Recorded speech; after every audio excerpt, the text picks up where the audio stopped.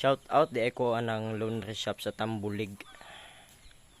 Naa pa sila pa promo bitaw nga home service tapos maka-discount pa gid mi.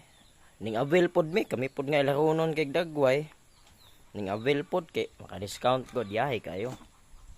Pero di ay hibaw-an pa nga ingon ani ang ipadala nga man labahay. May pagwa na lang Tanawa ko na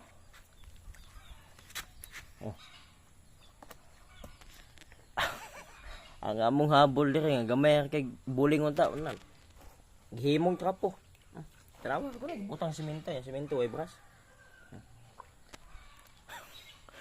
Ganina ko naglantaw niya diri, wag gyud nahitabong kuso, wag nahitabong sabon, wag gyud bula ko nakita. Sir, sure ka nga ikaw gyud padala? Sir. Sure ka nga ikaw gipadala? Ikaw gipadala gyud? Ikaw gipadala? Kay basig na sayop lampog ka ba? Sir, dire jud ka gipadala? Ikaw gipadala sa laundry shop dito sa Tambulig, ha?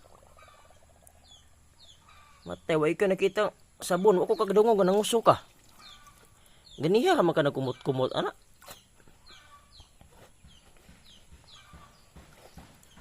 Matay mo pagduday ko ani, wag mahitabong pagkahindo sa mong labunon ani. No?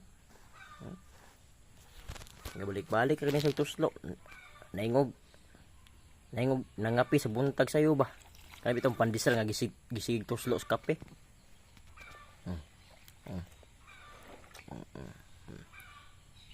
Sir. Ikaw gigipadala?